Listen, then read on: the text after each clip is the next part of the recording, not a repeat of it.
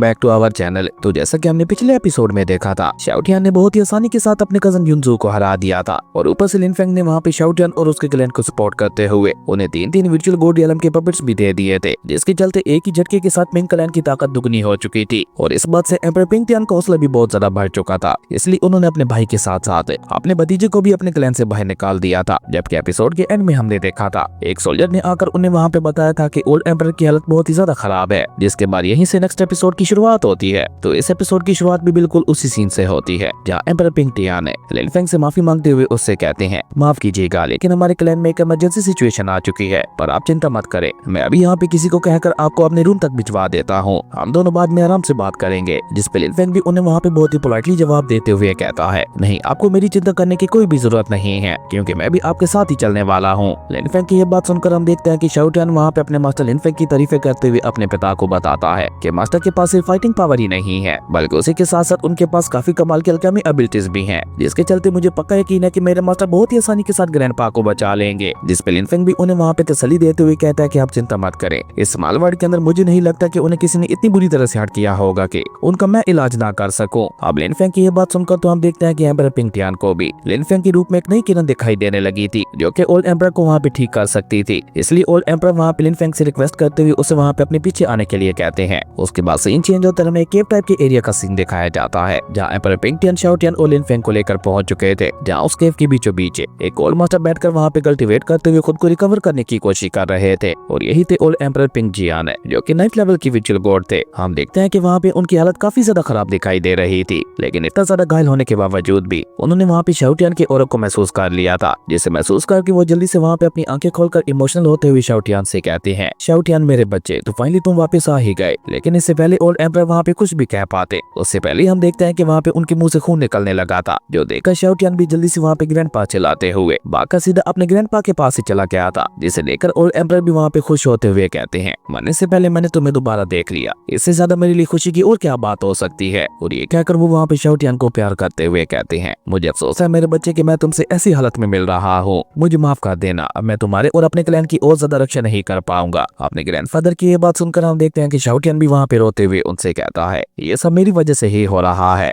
ना ही मैं घर छोड़कर जाता और ना ही आपको मेरे लिए इतना सब कुछ करना पड़ता। जिस पे उसके ग्रैंडपा उसे वहाँ पे प्यार देते हुए कहते हैं, कोई बात नहीं मेरे बच्चे, तुम वापिस आ गए हो, मैं इसी में ही खुश हूँ, देखो मैं तुम्हारे लिए क्या ढूंढ कर लाया हूँ। और ये कहते हुए ओल्ड एम्परर वहाँ पे अपने पास एक बॉक्स को बाहर निकालते हैं, जिसे वो वहाँ पे शाओटियान को देते हुए कहते हैं कि इसे ढूंढ पाना वाकई बहुत ज्यादा मुश्किल था। और ये कहते हुए वो वहाँ पे उस बॉक्स को ओपन कर देते हैं, जिसके अंदर से वहाँ पे काफी ज्यादा पावरफुल डिवाइन ऑरा निकल रहा था, जो देखकर तो वहाँ पे एम्परर पिंगटियान के साथ साथ उनकी वाइफ भी हैरान होते हुए कहती है, ये तो डिवाइन फ्रूट का ऑरा है, इसका मतलब है कि फादर वाकई इस डिवाइन फ्रूट को हासिल करने में कामयाब हो गए थे। वहीं ओल्ड एम्परर इमोशनल होते हुए वहाँ पे शाओटियान से कहते हैं, मैं जानता हूँ तुम्हें हमेशा से बहुत ज्यादा बुरा लगता था जब भी कोई तुम्हारी ब्लड लाइन के बारे में मजाक उड़ाता था, लेकिन इस डिवाइन फ्रूट को खाने के बाद तुम्हारी ब्लड लाइन भी बिल्कुल ठीक हो जाएगी और तुम भी बाकी सभी की तरह ट्रांसफॉर्म हो पाओगे, जिसके बाद कोई भी तुम्हारा मजाक उड़ाने की हिम्मत नहीं करेगा। मैं ये डिवाइन फ्रूट को तुम्हें अपने हाथों से देना चाहता था और देखो मेरा ये सपना भी पूरा हो गया। वहीं अपनी ग्रैंडपा की ये बात सुनकर हम देखते हैं कि शाओटियान ने भी वहाँ पे इमोशनल होते हुए चुपचाप उस डिवाइन फ्रूट को अपने पास रख लिया था। जबकि शाओटियान की माँ वहाँ पे थोड़ा गुस्सा होते हुए कहती है, फादर ये आपने बिल्कुल भी ठीक नहीं किया, शाओटियान की ब्लड लाइन को ठीक करने का हम कोई और रास्ता निकाल लेते, लेकिन आपको इस तरह से खुद को खतरे में नहीं डालना चाहिए था। अब देखिए इस डिवाइन फ्रूट को लेने के चक्कर में आप 9 गोल्डन सोर्ड्स का शिकार हो गए और उन्होंने आपको कितनी बुरी तरह से घायल कर दिया। जिस पे ओल्ड एम्परर भी वहाँ पे स्माइल करते हुए उनसे कहते हैं, नहीं नहीं मेरे बच्चों, इसमें तुम में से किसी की भी कोई गलती नहीं है, ये सब तो बस उस वजह से हुआ क्योंकि मैं उतना ज्यादा ताकतवर ही नहीं था। और ये कहते कहते हम देखते हैं कि ओल्ड एम्परर की तबीयत वहाँ पे एक बार फिर से बिगड़ने लगी थी, जो देखकर लिन फेंग भी वहाँ पे उनसे इम्प्रेस होते हुए कहता है, ओल्ड एम्परर तो काफी ज्यादा अच्छे इंसान दिखाई दे रहे हैं। वहीं अपने ग्रैंडपा की ये सारी बातें सुनकर हम देखते हैं कि शाओटियान वहाँ पे बहुत ही एक्साइटेड होकर उन्हें अपनी कल्टीवेशन जर्नी के बारे में बताते हुए कहता है, ग्रैंडपा अब आपको मेरी ब्लड लाइन के बारे में चिंता करने की कोई भी जरूरत नहीं है, क्योंकि मैं अपने बॉस की गाइडेंस के ऊपर चलते हुए ब्रोकन विचुअल रियलम में ब्रेक थ्रू कर चुका हूँ और इस दिन मैं ट्रू गॉड रियलम में ब्रेक थ्रू कर जाऊंगा। उसके बाद मैं खुद ब खुद ही अपने क्लैन के बाकी लोगों की तरह ट्रांसफॉर्म हो जाऊंगा, इसलिए अब आपको मेरी ब्लड लाइन के बारे में चिंता करने की कोई भी जरूरत नहीं है। और रही बात उन गोल्डन 9 सोर्ड्स की, तो मैं बहुत ही जल्द उनको ढूंढते हुए जरूर उनसे आपका बदला लूंगा। और ये कहकर शाओटियान वहाँ पे लिन फेंग के पास जाते हुए उससे कहता है, क्यों मास्टर मैंने ठीक कहा ना। अब जब ओल्ड एम्परर वहाँ पे अपने ग्रैंडसन को किसी इंसान को अपना मास्टर कहते हुए देखते हैं, तो उन्हें वहाँ पे इतना बड़ा झटका लगता है कि बेचारे वो वहीं पे गिरकर बेहोश हो जाते हैं, जो देखकर तो वहाँ पे शाओटियान के साथ साथ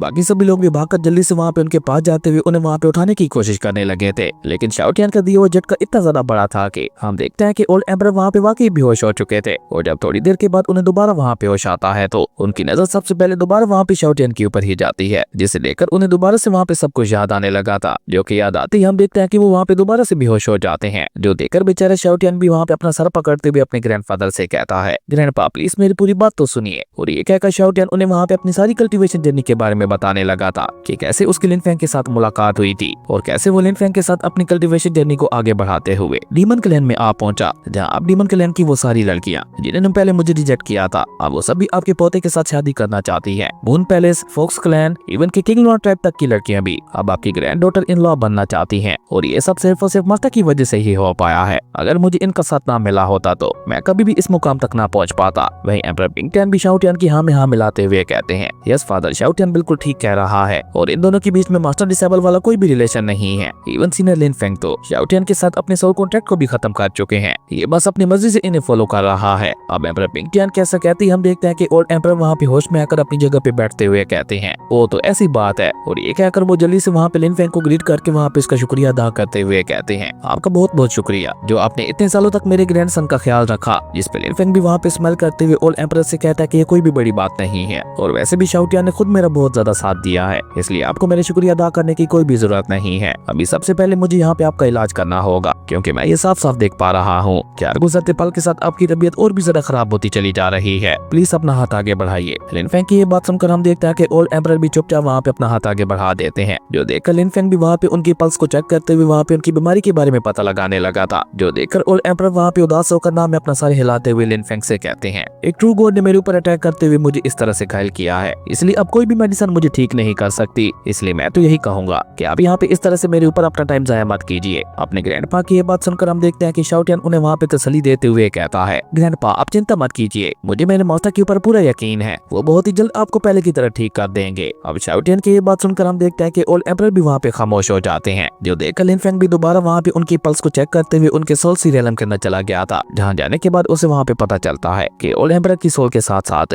उनका हार्ट भी बहुत ही बुरी तरह से इंजर्ड हो गया है और इन दोनों चीजों को थंडर पावर का इस्तेमाल करते हुए इंजर्ड किया गया था। जो देखकर लिनफेंग वहाँ पे बाकी सभी को भी उस सब के बारे में बता देता है, जो सुनकर शाओटियन वहाँ पे थोड़ा परेशान होते हुए लिनफेंग से कहता है, तो बॉस अब हम क्या करेंगे, क्या हम इनका इलाज कर सकते हैं? जिसपे ओल्ड एम्परर वहाँ पे उदास होकर लिनफेंग को जवाब देते हुए बताते हैं, गोल्डन नाइन सोर्ड्स को इनसे ट्रू गॉड ली पिंग ने रिफाइन किया था, जिसके चलते मुझे तो नहीं लगता कि इंजरीज का इलाज किया जा सकता है। ओल्ड एम्परर की ये बात सुनकर हम देखते हैं कि लिनफेंग वहाँ पे स्माइल करते हुए उनसे कहता है कि आप बिल्कुल ठीक कह रहे हैं, भले इसका इलाज करना बहुत ज्यादा मुश्किल है पर इम्पॉसिबल नहीं है, और वैसे भी अभी तक आपकी सोल किसी तरह से उस थंडर पावर का मुकाबला करने की कोशिश कर रही है, यानी कि आपका इलाज पॉसिबल है। और ये कहकर लिनफेंग वहाँ पे एम्परर पिंगटियन और उनकी वाइफ से कहता है, प्लीज आप दोनों पीछे चले जाइए। लिनफेंग की ये बात सुनकर हम देखते हैं कि वो दोनों भी वहाँ पे बिना कोई सवाल पूछे चुपचाप वहाँ से पीछे चले जाते हैं, जिसके बाद लिनफेंग भी वहाँ पे अपनी डिवाइन सुप्रीम एनर्जी को रिलीज करके धीरे धीरे ऊपर हवा में उठने लगा था, जहाँ देखते ही देखते उसकी डिवाइन सुप्रीम एनर्जी ने उसे वहाँ पे चारों तरफ से घेर लिया था, जिसे लिनफेंग वहाँ पे कंट्रोल करते हुए ओल्ड एम्परर से कहता है, मेरे इस इलाज के बाद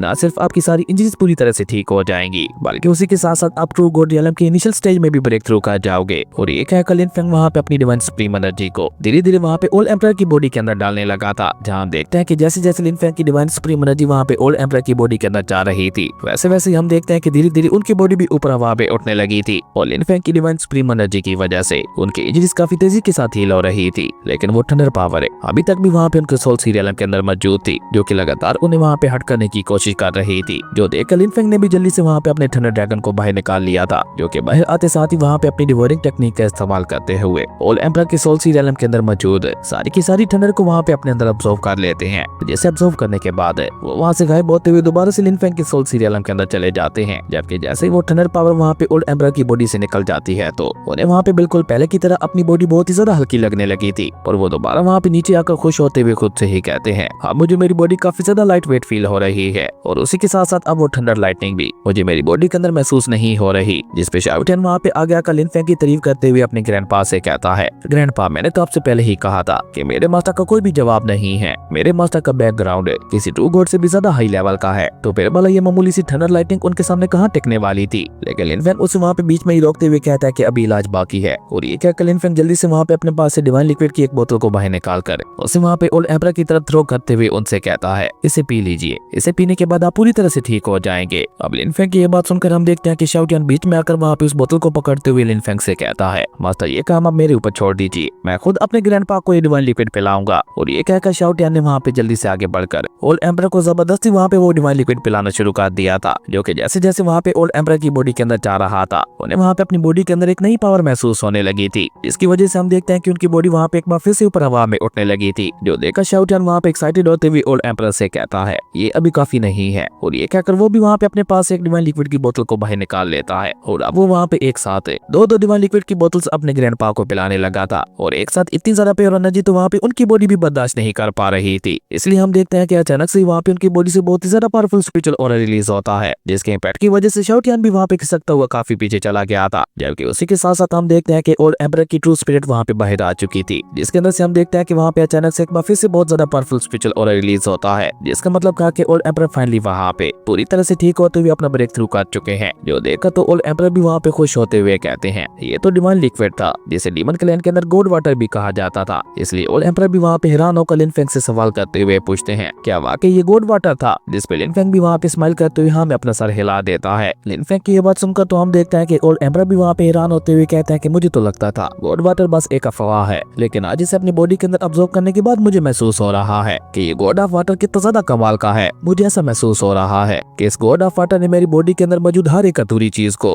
अपनी पावर से पूरा करते हुए भर दिया है। ऐसी कमाल की फीलिंग आज तक मुझे अपनी लाइफ में कभी भी नहीं आई। और ये कहकर ओल्ड एम्परर वहाँ पे लिन फेंग के सामने अपना सर झुकाकर वहाँ पे उनका शुक्रिया अदा करते हुए कहते हैं, सीनियर लिन फेंग आपका बहुत बहुत शुक्रिया, आपने मेरे ऊपर जो एहसान किया है उसे मैं जिंदगी भर नहीं भूलूंगा। जिस पे लिन फेंग वहाँ पे स्माइल करते हुए ओल्ड एम्परर से कहता है कि आपको यहाँ पे मेरे साथ इतना ज्यादा पोलाइट होने की कोई भी जरूरत नहीं है, आप मेरे साथ इजीली बात कर सकते हैं। जिस पे ओल्ड एम्परर वहाँ पे लिन फेंग से रिक्वेस्ट करते हुए कहते हैं, मैं ये कहना तो नहीं चाहता क्योंकि मुझे पता है कि डिवाइन लिक्विड कितना ज्यादा खास होता है, पर क्या आप प्लीज मेरे पोते शाओ टियान को भी ऐसी डिवाइन लिक्विड वाली बोतल दे सकते हैं, इससे हो सकता है कि वो ट्रांसफॉर्म भी हो जाए। अब ओल्ड एम्परर की ये बात सुनकर हम देखते हैं कि लिन फेंग के बजाय उन्हें शाओ टियान ही वहाँ पे जवाब देते हुए बताता है, ग्रैंडपा आप तो मुझे लेकर कुछ ज्यादा ही परेशान लग रहे हैं, पर मैं आपसे पहले ही कह चुका हूँ कि अब आपको मेरे लिए परेशान होने की कोई भी जरूरत नहीं है। और रही बात डिवाइन लिक्विड की, तो मास्टर डिवाइन लिक्विड की काफी सारी बोतल्स ऑलरेडी मुझे दे चुके हैं, जिनमें से आधी से ज्यादा तो मैं पी भी चुका हूँ। अपने पोते शाओ टियान की ये बात सुनकर तो हम देखते हैं कि बेचारे ओल्ड एम्परर का मुंह ही वहाँ पे खुला का खुला रह गया था और वह हैरान होते हुए अपने मन में कहता है कि अब मुझे समझ आ रहा है कि शाओ टियान ने एक इंसान को अपना मास्टर क्यों बनाया था, क्योंकि ये कोई आम इंसान नहीं है। और अगर मुझे भी किसी ऐसे पर्सन को अपना मास्टर बनाने का मौका मिलता तो मैं भी ये मौका अपने हाथ से नहीं जाने देता। जबकि शाओ टियान वहाँ पे लिन फेंग को अपना बदला याद करवाते हुए कहता है, बॉस अभी हमें गोल्डन नाइट सोर्ड से अपना बदला भी लेना है। जिस पे लिन फेंग वहाँ पे उसका मुंह बंद करते हुए कहता है कि चिंता मत करो, मुझे वो याद है, लेकिन अभी सबसे पहले हमें यहाँ पे ट्रू गॉड की इनहेरिटेंस को हासिल करना होगा, जो कि तुम्हारे एंसेस्टर गॉड अपने पीछे छोड़ के गए थे। और ये कहकर लिन फेंग वहाँ पे ओल्ड एम्परर से सवाल करते हुए पूछता है, तो आपके एंसेस्टर गॉड अपनी इनहेरिटेंस में क्या क्या छोड़ के गए थे? जिस पे ओल्ड एम्परर भी वहाँ पे लिन फेंग को जवाब देते हुए बताते हैं कि जहाँ तक मुझे पता है उसके मुताबिक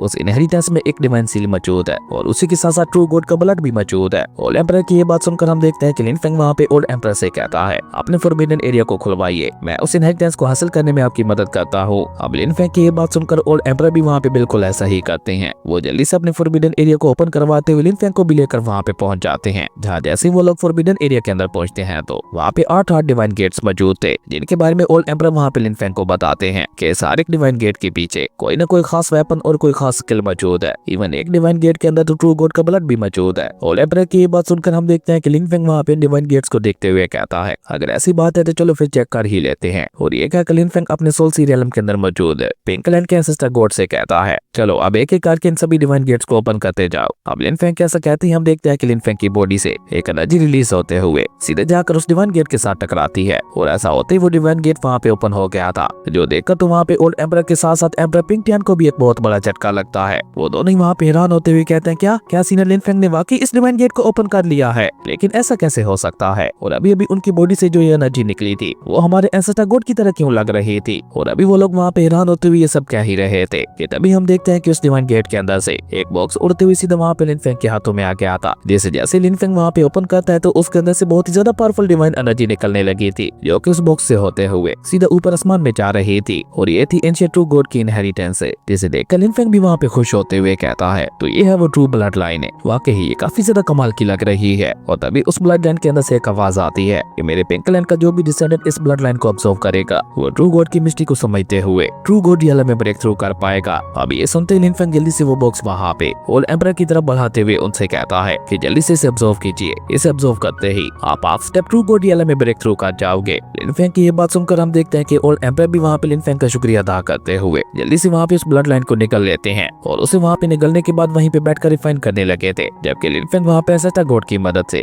एक साथ वहाँ पे बाकी सभी डिवाइन गेट्स को भी ओपन कर देता है, जिनके अंदर मौजूद सभी के सभी ट्रायल्स निकल कर बाहर आ गए थे, जिनमें एक डिवाइन सील थी तो एक डिवाइन पॉट था, जिन्हें देखकर तो एम्परर पिंकटियन भी वहाँ पे हैरान होते हुए कहते हैं ये तो लेजेंडरी डिवाइन सील और रिफाइनिंग पॉट है और इन दोनों को इस दुनिया का सबसे पावरफुल मैजिक वेपन्स माना जाता है। और इसी बीच हम देखते हैं कि लिन फेंग थोड़ी देर के लिए वहाँ पे पिंक क्लैन के एसेटा गॉड को भी वहाँ पे बाहर ले आया था, जो कि जैसे ही वहाँ पे बाहर आता है तो उसके ऑरा को महसूस करके वो दोनों ही डिवाइन वेपन्स उसे वहाँ पे पहचान लेते हैं और वो जल्दी से आगे बढ़कर वहाँ पे एसेटा गॉड के चारों तरफ घूमते हुए कहने लगे थे मास्टर फाइनली आप वापस आ ही गए। आप सोच भी नहीं सकते कि हम दोनों ने आपको कितना ज्यादा मिस किया। जबकि अपने एसेटा गॉड को देखकर एम्परर पिंकटियन की तो आंखें वहाँ पे बाहर आने को हो चुकी थी और वो हैरान होते हुए वहाँ पे अपने मन में कहने लगा था क्या वाकई ये हमारे पिंक क्लैन के एंशिएंट एंसेस्टर गॉड है। और एम्परर पिंकटियन कैसा कहते ही हमारे ये कमाल का एपिसोड यहीं पे खत्म हो गया था। दोस्तों अगर आपको ये वीडियो अच्छी लगी तो लाइक कर दें और अगर चैनल पे नए आए हो तो सब्सक्राइब करते जाना। तो मिलते हैं एक न्यू वीडियो में, तब तक के लिए बाय।